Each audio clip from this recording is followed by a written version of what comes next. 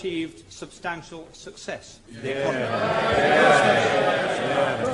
There is one statistic that I understand is not, however, challengeable, and that is that over her 11 years, the gap between the richest 10% and the poorest 10% in this country has widened substantially. That's right. How can she say at the end of her chapter of British politics that she can justify many people in a constituency such as mine being relatively much poorer off, much less well-housed, and much less well-provided than it was in 1979?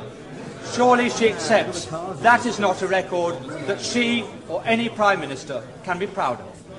Mr. Speaker, all levels of income are better off than they were in 1979.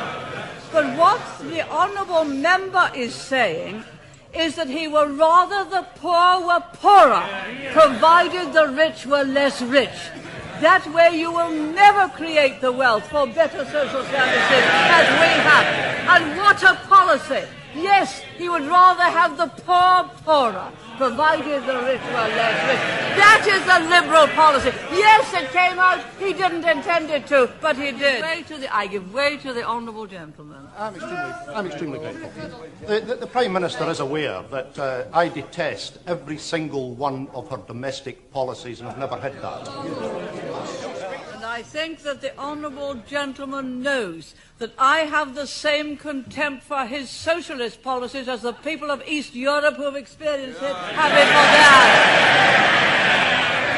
I think I must have hit the right nail on the head when I pointed out that the logic of those policies are they'd rather have the poor poorer. Once they start to talk about the gap, they'd rather the gap was that.